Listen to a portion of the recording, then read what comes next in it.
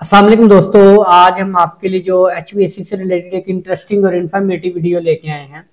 जैसा कि आप स्क्रीन के ऊपर देख रहे हैं, absorption chiller parallel flow with heat exchanger. इसके ऊपर मैंने ऑलरेडी एक चिलर पहले भी वीडियो बना के अपलोड की थी, जिसके अंदर मैंने इसका सीरीज फ्लो के अंदर आपके साथ इन्फॉर्मेशन शेयर की थी। तो एक दोस्त ने कमेंट किया था कि अब्जॉर्प्शन चिलर के अंदर जो पैरेलल फ्लो है, इसके ऊपर भी वीडियो बना के अपलोड की जाए। तो आज की वीडियो इसी से रिलेटेड है, कंप्लीट डिटेल के साथ आपको, यानी कि डिफरेंस दोनों के दरमियान में क्या है, पैरेलल फ्लो और सीरीज फ्लो। तो दोस्तों, अब्जॉर्प्शन चिलर बेसिकली ऐसे चिलर्स होते हैं, इसकी पहले डेफिनेशन आपके साथ शेयर कर दूं।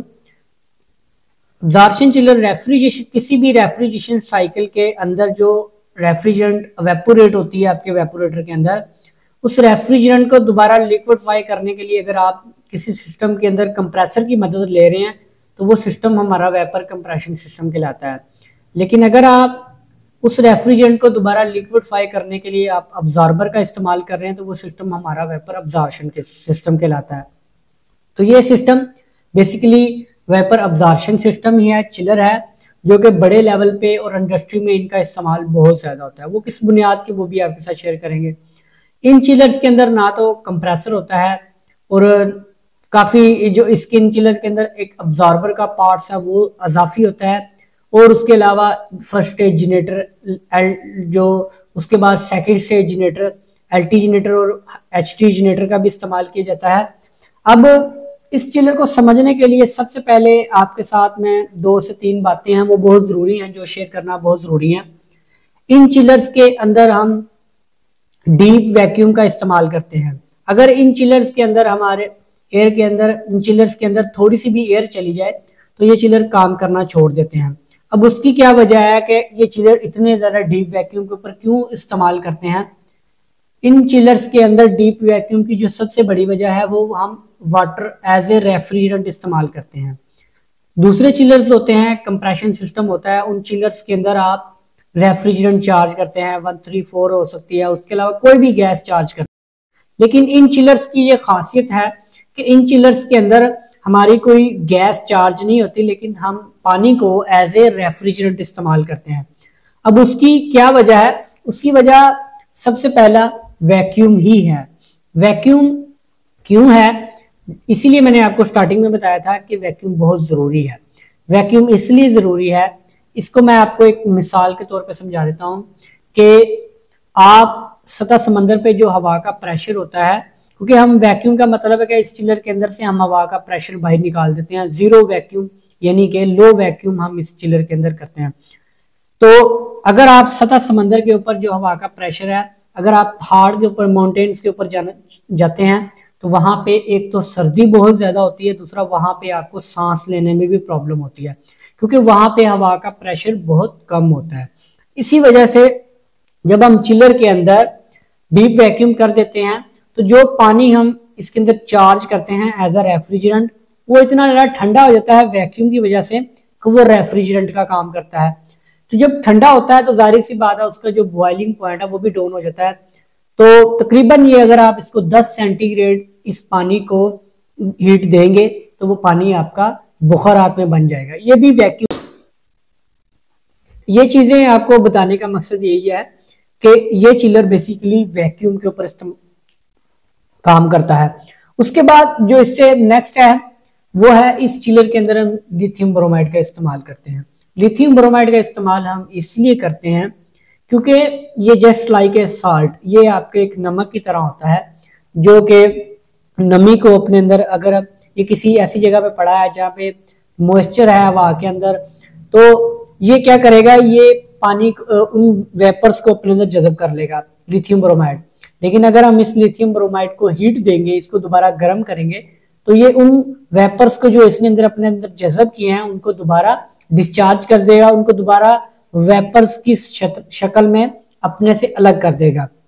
इस बुनियाद के ऊपर लिथियम ब्रोमाइड को इस चिलर के अंदर एज ए अब्जॉर्बेंट, जो रेफ्रिजरेंट है, जब वो वेपराइज होगी तो उसको अपने अंदर जज़ब कर लेगा। ये इस रेफ्रिजरेशन साइकिल के अंदर मैंने आपको ऑलरेडी बड़ी डिटेल के साथ समझा दिया है। अब इससे जो नेक्स्ट है, इस चिलर के अंदर मैंने आपको बताया था कि कंप्रेसर का इस्तेमाल नहीं होता, लेकिन फर्स्ट स्टेज जनरेटर का इस्तेमाल किया जाता है, जिसके अंदर हम हीट चिलर को प्रोवाइड करते हैं। अब चिलर को हीट क्यों प्रोवाइड करते हैं? हीट प्रोवाइड करने के डिफरेंट सोर्स हो सकते हैं। बर्नर हो सकता है, डायरेक्ट फायर कहते हैं, स्टीम हो सकती है, हॉट वाटर हो सकता है, आपके जनरेटर से जो गैस जनरेटर्स हैं उनकी जो एग्जॉस्ट है फ्लू गैस वो हो सकती है, स्टीम जो आपकी टर्बाइन्स होती हैं उनकी जो एग्जॉस्ट होती है वो हो सकती है। बहरहाल मकसद एक ही होता है कि चिलर को हीट देना। अब हीट क्यों दी जाती है? मैंने आपको बताया था कि लिथियम ब्रोमाइड की खासियत है, जब हम उसको गर्म करते हैं अगर उसके अंदर वेपर्स जज़ब हुए हैं तो वो उनको अलग कर देता है, इसीलिए इस चिलर को हीट दी जाती है। अब ये तो बेसिकली इसकी जो वो चीजें हैं ये तमाम चिलर्स के अंदर होंगी तो चिलर काम करेगा, चाहे आपका vacuum, lithium bromide, vapour as a refrigerant, ये तमाम चिलर्स के अंदर। लेकिन इस चिलर के अंदर मेजर साइकिल्स होते हैं, जिनके अंदर जो मेजर जो साइकिल्स हैं फ्लो के हिसाब से वो एक सीरीज फ्लो है, एक पैरेलल फ्लो है। सीरीज फ्लो के ऊपर मैंने कंप्लीट डिटेल के साथ आपके साथ वीडियो शेयर की थी। अच्छा, इन चिलर्स का बेसिकली फायदा क्या होता है इन चिलर्स को इस्तेमाल करने का, कि आप कहीं पे भी इतनी ज्यादा जो हीट है उसको वेस्ट कर रहे हैं तो आप उससे 400 टन 500 टन का आप चिलर आसानी से चला सकते हैं। अगर आपके पास waste heat, waste hot water मौजूद है तो आप उससे ये चिलर्स चला सकते हैं, जो कि फ्री एनर्जी के तौर पे होगा। तो ये आपके सामने ये जो डायग्राम मैंने ऑलरेडी आपके साथ शेयर की थी, ये बेसिकली आपके सीरीज फ्लो है। अब जो मैं आपके साथ डायग्राम शेयर करने वाला हूं वो है पैरेलल फ्लो। पैरेलल फ्लो, ये चिलर का एक पैनल है, इसके ऊपर डायग्राम है। इसको मैं सबसे पहले तो आपके साथ शेयर करता हूं। इसके भी मेन पार्ट्स सिंपल वही सेम सारा साइकिल है, ठीक है, थोड़ी सी चेंजिंग है वो आप समझने की बात है। ये हमारा वेपोरेटर है, ये हमारा अब्जॉर्बर है, ठीक है। उसके बाद ये हमारा एलटी जनरेटर है, ये हमारा फर्स्ट स्टेज जनरेटर है। उसके अलावा सोल्यूशन पंप लगे हुए हैं और 2 सोल्यूशन पंप लगे हुए हैं, एक रेफ्रिजरेंट पंप लगा हुआ है, ठीक है। सिंपल सा सेम वही साइकिल है, लेकिन जो चेंजिंग है वो आपके साथ शेयर कर देता हूं। जैसा कि आप सीरीज फ्लो के अंदर आपको पता है, मैं आपके साथ जैसा कि ड्राइंग शेयर की थी, ये वाली ड्राइंग, ये सीरीज फ्लो की ड्राइंग है। इसके अंदर क्या हो रहा था कि जो हमारे फर्स्ट स्टेज जनरेटर से सोल्यूशन को हम जब गर्म करते हैं उसकी स्टीम हमारी एलटी जनरेटर में जाती है, और जो सोल्यूशन रह जाता था जिसमें से स्टीम वेपर्स जो वेपर्स हैं वो अलग हो जाते थे, लिक्विड अलग हो जाता था, तो वो सोल्यूशन भी हमारा एलटी जनरेटर में जाता था। लेकिन सोल्यूशन का टेम्परेचर ज्यादा था, जाहिर सी बात है यहाँ पे हमने इसको गर्म किया, सोल्यूशन को, जो इसके अंदर वेपर्स थे उनको अलग करने के लिए हमने इसको गर्म किया। तो जब ये सोल्यूशन जाता था एलटी जनरेटर में तो इसने स्टीम को ठंडा करना होता था, तो ये इतना ज्यादा एफिशिएंट नहीं था। अब यहाँ पे क्या हुआ, यही चेंजिंग है इसके अंदर हमारे ये वाले चिलर के अंदर, ये आप देख रहे हैं। अब यहाँ पे भी वही साइकिल के हमारा ये जो एवेपोरेटर है, इसके अंदर हमारी जब रेफ्रिजरेंट एवेपोरेट होती है वो किस वजह से होती है, वो मैंने आपको बताया था कि वैक्यूम की वजह से आपका जो बॉइलिंग पॉइंट और फ्रीजिंग पॉइंट बहुत डाउन आ जाता है। बॉइलिंग पॉइंट, अब अगर आप उसको 8-10 सेंटीग्रेड की हीट दे रहे हैं तो वो वेपर्स, जो रेफ्रिजरेंट है वो वेपर्स में कन्वर्ट हो जाती है, ठीक है। तो वेपराइज जो वेपर्स हैं वो हमारे सोल्यूशन में मिक्स होते हैं, सोल्यूशन उसको दोबारा, अब ये साथ में सोल्यूशन अब्जॉर्बर के अंदर सोल्यूशन ठंडा हो रहा होता है, जो कि कूलिंग वाटर से पानी आता है उससे सोल्यूशन ठंडा करते हैं।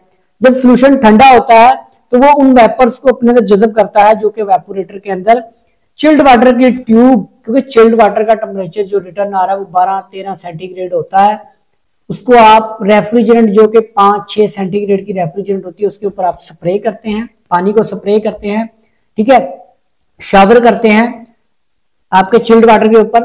चिल्ड वाटर का टेम्परेचर डाउन हो जाता है, आपकी वेपर रेफ्रिजरेंट जो है, जो रेफ्रिजरेंट है वो गर्म हो जाती है 10-12 सेंटीग्रेड पे जैसे ही आएगी तो वो वेपराइज हो जाएगी। तो मैंने आपको बताया था लिथियम ब्रोमाइड की ये खासियत है कि वो वेपर्स को अपने अंदर या नमी को अपने अंदर जज़ब कर लेता है, ठीक है। तो साथ एक ही शेल होता है लेकिन उसके अंदर पार्टीशन नहीं है, रिफ्लेक्टर्स होते हैं, वो स्टीम आपकी क्या करती है, आपके वेपराइज जो वेपर्स हैं वो आपके सोल्यूशन लिथियम ब्रोमाइड में जज़ब होते हैं। अब यहाँ पे समझने वाली बात है, ये जो अब्जॉर्बर से पंप है, सोल्यूशन पंप, सर्कुलेटिंग पंप, ये जो ऑरेंज लाइन जा रही है, ये मैं अभी आपको हाथ की मदद से मजीद, ये जो अब्जॉर्बर से हमारे सॉल्यूशन जिसके अंदर हमारी रेफ्रिजरेंट मिक्स है वो आउट हो रही है और वो हीट एक्सचेंजर से गुजर के लो हीट एक्सचेंजर से गुजर के, जब लो हीट एक्सचेंजर से गुजरती है तो फिर उसी लाइन में से दो ब्रांचेस निकलती हैं। एक हमारे जाती है फर्स्ट स्टेज जनरेटर में, दूसरी चली जाती है हमारे एलटी जनरेटर में। डिफरेंस बेसिकली यही है, जैसा कि मैंने आपको सीरीज फ्लो के अंदर बताया था कि जो फर्स्ट स्टेज जनरेटर के अंदर सॉल्यूशन गर्म होता है वो एलटी जनरेटर में जाता है, लेकिन पैरेलल फ्लो के अंदर क्या होता है कि जो अब्जॉर्बर से ठंडा सॉल्यूशन निकलता है वो एलटी जनरेटर में जाता है। उसका बेनिफिट क्या हुआ, क्योंकि आपने एलटी जनरेटर के अंदर स्टीम का टेम्परेचर कम करना होता है क्योंकि आपने उसको लिक्विड में कन्वर्ट करना है। तो जो आपके फर्स्ट स्टेज जनरेटर जहां पे आप स्टीम फायर कर रहे हैं, हीट दे रहे हैं, वहां से जो सॉल्यूशन आउट होगा वो बहुत ज्यादा गर्म होता है। जब वो एलटी जनरेटर में जाता है तो वो स्टीम को उतना ठंडा नहीं कर सकता जितना आपका जो अब्जॉर्बर से सॉल्यूशन आता है वो ठंडा करता है। आई होप आपको सीरीज और पैरेलल फ्लो के अंदर समझ आ गई होगी कि इनके अंदर बेसिकली डिफरेंस क्या है कि जो सॉल्यूशन आपका फर्स्ट स्टेज जनरेटर से निकल के एलटी जनरेटर में जाएगा वो सिस्टम आपका सीरीज फ्लो होगा, लेकिन जो सॉल्यूशन आपका अब्जॉर्बर से निकल के एलटी जनरेटर में जाएगा वो आपका पैरेलल फ्लो होगा। अब इसकी ड्राइंग देख लेते हैं। ठीक है, ये यहां से जब सॉल्यूशन गया, कुछ सॉल्यूशन आपका एलटी जनरेटर में चला गया, उसने स्टीम को ठंडा कर दिया। स्टीम हमारी चलेगी कंडेंसर में, कंडेंसर में आपका कूलिंग वाटर गुजर रहा होता है तो उसको वो मजीद ठंडा कर देता है। तो जैसे ही वो ठंडा होगा तो वो रेफ्रिजरेंट हमारी जो स्टीम है वो बिल्कुल लिक्विड में कन्वर्ट होकर वो आपके एवेपोरेटर में आ जाएगी। एवेपोरेटर के नीचे आपका रेफ्रिजरेंट पंप लगा होता है, वो उसको दोबारा आपकी चिल्ड वाटर की ट्यूब के ऊपर स्प्रे करता है तो वो पानी दोबारा वेपोराइज होकर सोल्यूशन में आ जाता है। अब सोल्यूशन यहाँ पे क्या कर रहा है, कुछ सोल्यूशन हमारा फर्स्ट स्टेज जनरेटर में आ गया, उसने उसको गर्म किया, उसमें से जो स्टीम निकली वो एलटी जनरेटर में चलेगी। अब जो एलटी जनरेटर में स्टीम गई उसने क्या किया, उसने उसको जो हमारे सॉल्यूशन आ रहा है अब्जॉर्बर से उसको स्टीम को ठंडा किया, और क्या हुआ कि जो आपका अब स्टीम ठंडी हो गई लेकिन जो आपका सॉल्यूशन है जो कि आपके अब्जॉर्बर से आ रहा है वो गर्म हो गया।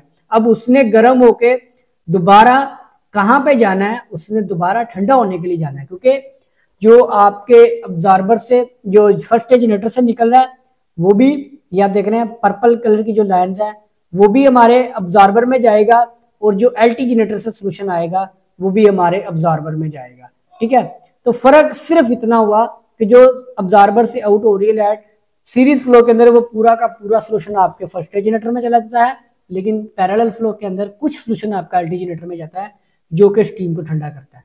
ठीक है, बाकी साइकिल सारा सेम है, एलटी जनरेटर से सॉल्यूशन निकल के वो दोबारा अब्जॉर्बर में आता है, सीरीज फ्लो के अंदर भी आपका एलटी जनरेटर से निकल के वो आपका अब्जॉर्बर में आता है, वहां पे मजीद ठंडा होता है और वो दोबारा फर्स्ट। ये साइकिल चलता रहता है।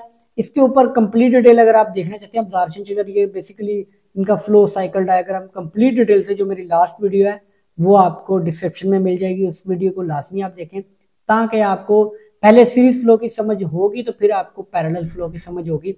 और उसके ऊपर तो मैंने कंप्लीट डिटेल से आपको ए टू जी के अब्जॉर्प्शन चिलर काम कैसे करते हैं, इनके अंदर मजीद जो भी डिटेल है, इनकी टाइप्स कौन कौन सी होती हैं, ठीक है, ये सारी चीजें मैंने उसके अंदर बड़ी डिटेल से वाज़िया की है।